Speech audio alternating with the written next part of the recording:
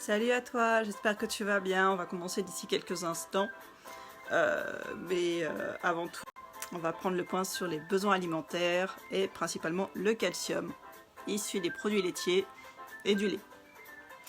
J'espère que je ne vais pas trop bugger, sinon je vais devoir enregistrer la vidéo et la publier après. Alors je tiens à préciser que les sources des informations qui vont être contenues dans cette vidéo ou dans ce live, ça dépend à quel moment tu regardes. Du coup, soit en direct, soit en replay. D'ailleurs, n'hésite pas à le préciser en hashtag live ou replay, à quel moment tu regardes cette deuxième tentative de connexion. Alors, source, tout simple. C'était une erreur d'envoi de l'organisme de formation à distance quand j'ai fait ma formation avec psychologie de l'enfant et CAP esthétique. J'ai reçu, donc en termes d'erreur d'envoi, j'ai reçu celui-ci avec les besoins alimentaires de l'organisme, donc avec des notions de naturopathie.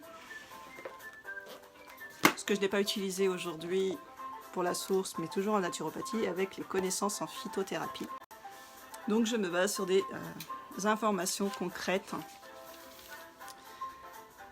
pour te les apporter en vidéo.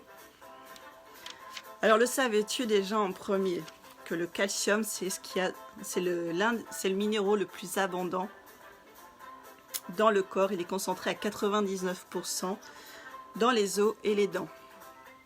En fait ça correspond du coup à 1 kg chez un adulte de 70 kg. Ah oui, je tiens à préciser que tu me verras souvent jeter un œil sur mes notes parce que du coup Wikipédia il n'est pas inscrit dans ma tête.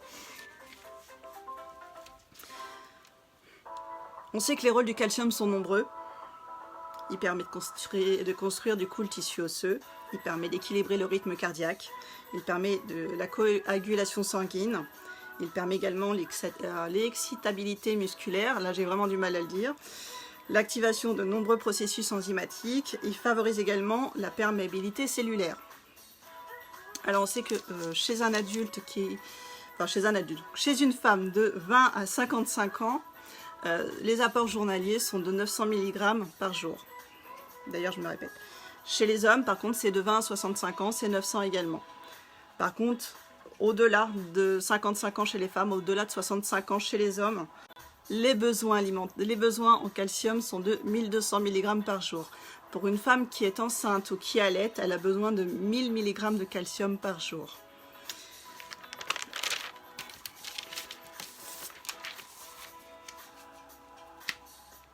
Le savais-tu par contre que c'est entre 0 et 20 ans que se fait du coup la charge calcique au niveau de l'os lorsqu'elle est suffisante parce qu'elle peut éviter justement l'ostéoporose et la ménopause. On sait également que l'absorption du calcium au niveau intestinal suppose qu'il faut un pH peu acide. Elle se fait également à 40% grâce à une protéine de transport. Le calcium lui est ingéré sous forme de sel. Cependant, il y a certains facteurs qui modifient l'absorption du calcium. Seulement, je n'en fais pas le point aujourd'hui. Je vais te donner du coup les 5 raisons pour que tu limites ta consommation de lait et de produits laitiers et que tu puisses trouver des alternatives que je te donnerai également en fin de vidéo. Le lait contient donc ce qu'on appelle un facteur qui s'appelle le parathyroïde related peptide parce qu'il active les ostéoclastes qui sont des cellules. Je vais recommencer si vous n'avez pas entendu parce que je vois que je bug beaucoup. Bonjour Nathanaël. Donc je dis que ça contient un facteur qui s'appelle le parathyroïde related peptide parce qu'il active les ostéoclastes qui sont des cellules destructrices de l'os.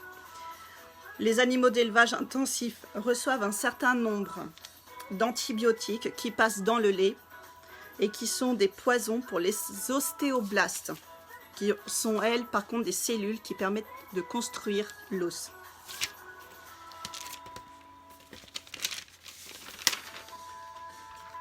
On passe maintenant à la troisième raison.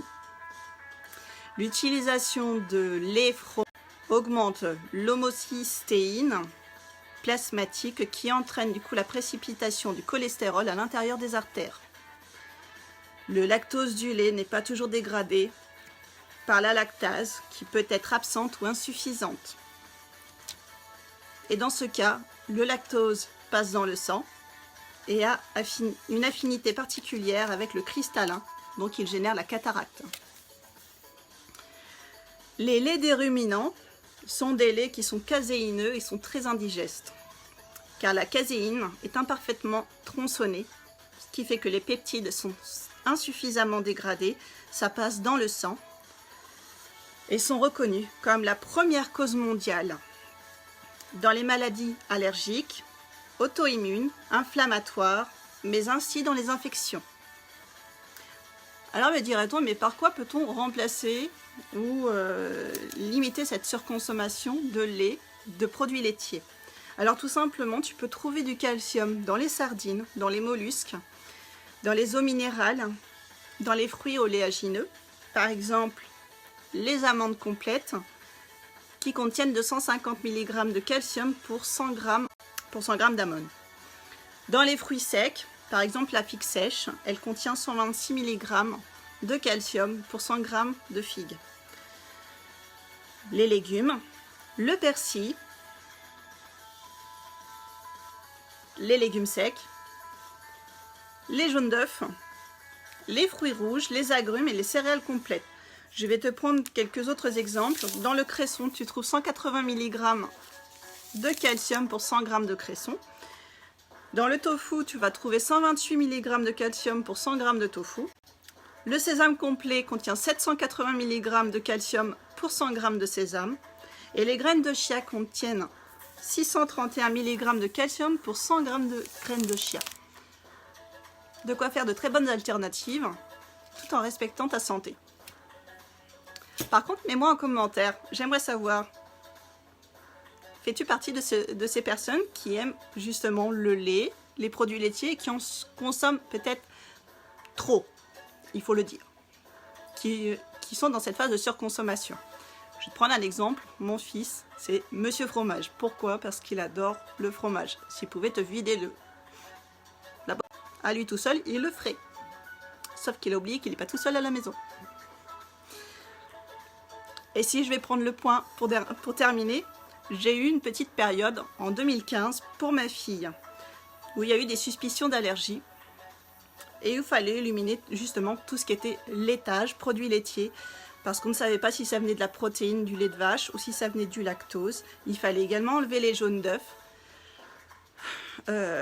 Bon voilà, il fallait enlever pas mal d'ingrédients avec des suspicions d'allergie alimentaire.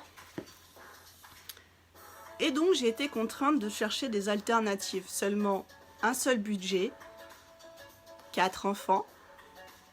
Il fallait bien que tout le monde s'y mette pour le coup. Parce que je ne pouvais pas avoir 2 types de plats différents et cuisiner 2 types de plats. Donc autant t'avouer que depuis 2015, ce livre il est chez moi. Et il y a d'excellentes recettes et alternatives pour du sans lait ni œuf. Aujourd'hui, j'ai vraiment du mal à démarrer. Sans le, bien sûr.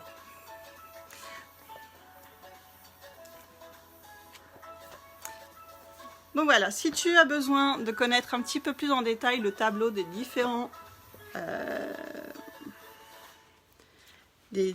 aliments qui ont été cités, n'hésite pas à me le mettre en commentaire ou à venir en privé, en sachant que j'ai la liste de toutes les teneurs justement en calcium de tous les éléments constitués. D'ailleurs, moi j'ai une question à te poser. Si toi tu le sais, ce serait intéressant. Parce que là je bug. La laitue de mer, si tu sais ce qu'est la laitue de mer, mets-moi une photo en commentaire de cette publication. Et si tu trouves que toutes les informations étaient intéressantes dans cette vidéo, n'hésite pas à la partager sur ton mur parce qu'elle pourra aider certaines personnes à mieux comprendre les tenants et les aboutissants, les aboutissants du calcium, mais principalement du lait et des produits laitiers et de l'impact que ça a sur votre santé. Sur ce, je te souhaite une excellente journée. Je te dis à mercredi pour le prochain live.